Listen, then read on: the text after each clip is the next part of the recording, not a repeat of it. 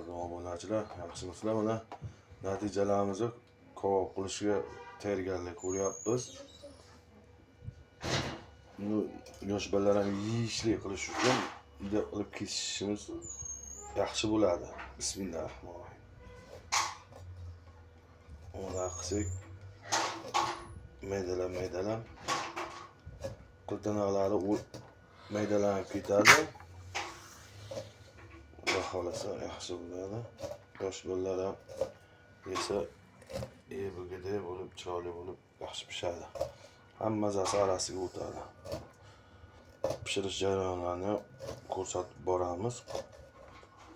Kuzatib boringlar obunachilar. Assalomu alaykum aziz aloq qozlari. Balonizni qo'yib olamiz. Assalomu alaykum. Mana hozir maydalab o'rtasidan bo'lib oldik baliqlarni buni. Jarayon davom etyapti. Kuzatib boringlar. Xudo xolasa pishganini ko'rsatamiz.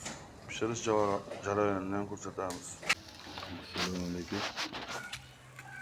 Hurmatli obunachilar.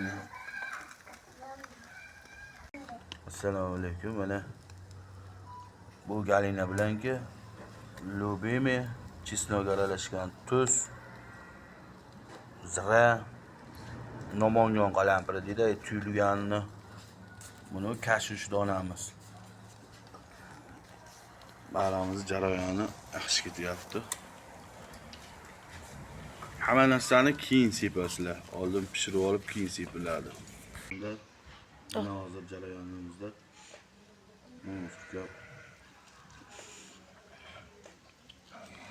tuzlarni sepishni boshlaymiz.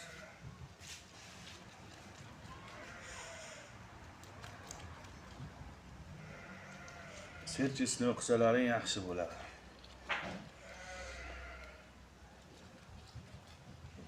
Xudo xolasa.